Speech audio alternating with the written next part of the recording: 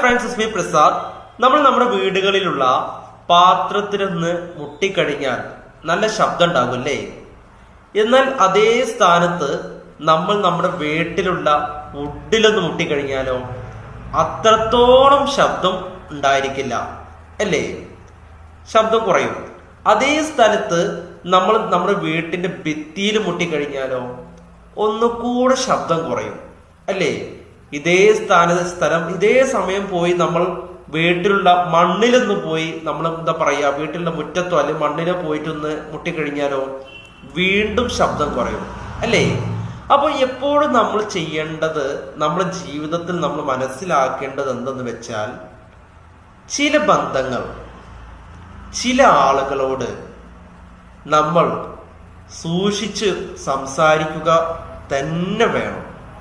ചില ആളുകളോട് ഉള്ളു തുറന്ന് എല്ലാം അങ്ങ് സംസാരിക്കണം എന്ന് വിചാരിച്ചു കഴിഞ്ഞാൽ നമ്മൾ ഫസ്റ്റ് പ്ലേറ്റുമ്പോ മുകളിലേ പാത്രത്തിൽ മുട്ടിയില്ലേ, ആ ശബ്ദം ഉണ്ടായ പോലെയായിരിക്കും നമ്മുടെ ജീവിതം.